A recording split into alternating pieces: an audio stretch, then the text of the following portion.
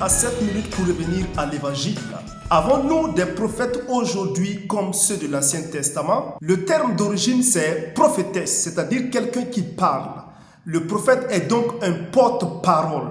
Le prophète jouait essentiellement deux rôles. Il recevait soit des révélations, de nouvelles révélations qu'il transmettait au peuple de Dieu, ou bien il expliquait déjà les anciennes révélations sous forme écrite, déjà données par Dieu, par l'inspiration donc du Saint-Esprit. Ainsi donc dans l'Ancien Testament, les prophètes étaient soit donc des enseignants, soit des messagers de Dieu.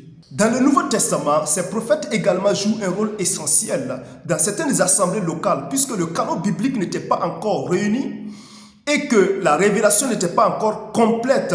Ces prophètes-là recevaient la révélation biblique, les expliquaient au peuple de Dieu ou déjà contribuaient à expliquer les Saintes Écritures qui ont été déjà données par l'entremise donc du Saint-Esprit. Jésus-Christ est la révélation de Dieu. C'est la dernière révélation de Dieu au monde. La Bible dit que Dieu, après avoir parlé à nos pères à plusieurs reprises et de plusieurs manières, nous a parlé dans ces derniers temps par son Fils, par Jésus-Christ, par lequel il a créé toutes choses et aussi par lequel il a établi toutes choses. Hébreux chapitre 1, versets 1 à 2. Voici, les prophètes, aussi bien que les apôtres, ont été une fondation de l'Église du Nouveau Testament.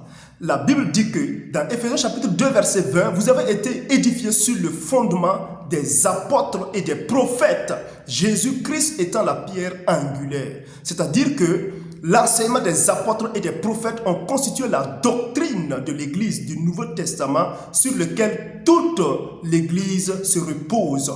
En d'autres termes, les prophètes ont été donc le canal par lequel Dieu a donné la révélation du Nouveau Testament. Étant donné que cette révélation est close avec le dernier livre de l'Apocalypse dans les années 90 après Jésus-Christ, le rôle du Saint-Esprit aujourd'hui n'est pas de donner de nouvelles révélations, mais d'expliquer les anciennes révélations qui ont été déjà données. À propos, Jésus dira que le Saint-Esprit, le consolateur que le Père enverra en mon nom, vous enseignera toutes choses et vous rappellera ce que je vous ai appris.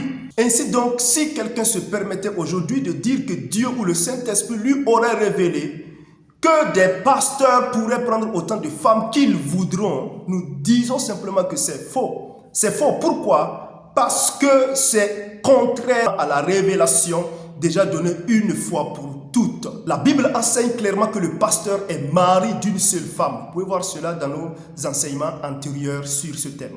Oui, la révélation biblique est terminée. Et Jean dira à propos, je déclare à quiconque entend ces paroles de la prophétie de ce livre, si quelqu'un ajoute quelque chose, Dieu le frappera des fléaux décrits dans ce livre. Apocalypse 22, verset 18. Ainsi, lorsque quelqu'un explique les Saintes Écritures, il est en train de parler des paroles donc de la prophétie biblique.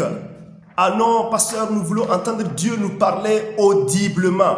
Si vous voulez entendre parler Dieu à haute voix, alors lisez la Bible à haute voix. Vous entendrez exactement la parole de Dieu. La Bible dit que toute écriture est inspirée de Dieu et que c'est poussé par le Saint-Esprit que les gens ont parlé de la part de Dieu. Si la Bible seule ne suffit pas à un chrétien, je doute fort que cette personne soit réellement un chrétien. Un autre groupe de prophètes, ce sont les faux prophètes. Et Jésus disait d'eux, gardez-vous des faux prophètes. Ils viennent à vous en des vêtements de brebis, mais au fond d'eux, ce sont des loups ravisseurs. Et il ajoute, plusieurs faux prophètes s'élèveront et séduiront beaucoup de gens. Comment ils séduisent? Ils séduisent par tous les moyens, y compris les miracles, y compris les prodiges. Regardez les paroles de Jésus dans Marc chapitre 13, verset 22. Il dit ceci. Car il s'élèvera de faux Christ et de faux prophètes. Ils feront des miracles et des prodiges afin de séduire, s'il était possible, les élus. Les faux prophètes font des miracles, les faux prophètes font des prodiges, ils chassent des démons, ils disent des choses, ils prédisent des événements qui s'accomplissent dans la vie des gens. Ils font tout ce qui semble être de Dieu. Ils présenteront ces miracles et ces prodiges un jour même à Dieu. Nous avons fait ceci, nous avons fait cela en ton nom. Mais la réponse de Jésus est que je ne vous ai jamais connu. retirez-vous de moi, vous tous qui commettez l'iniquité. Ce qui prouve qu'un serviteur de Dieu est vrai, ce ne sont pas les miracles, mais la vérité de la doctrine biblique qu'il enseigne conformément aux Saintes Écritures. Aujourd'hui, nous avons des prophètes de tout genre, prophètes mineurs, prophètes majeurs, prophètes nationaux, prophètes internationaux, prophètes voyants, prophètes non-voyants. Tous ces prophètes se réclament être des prophètes venant de Dieu. Voici.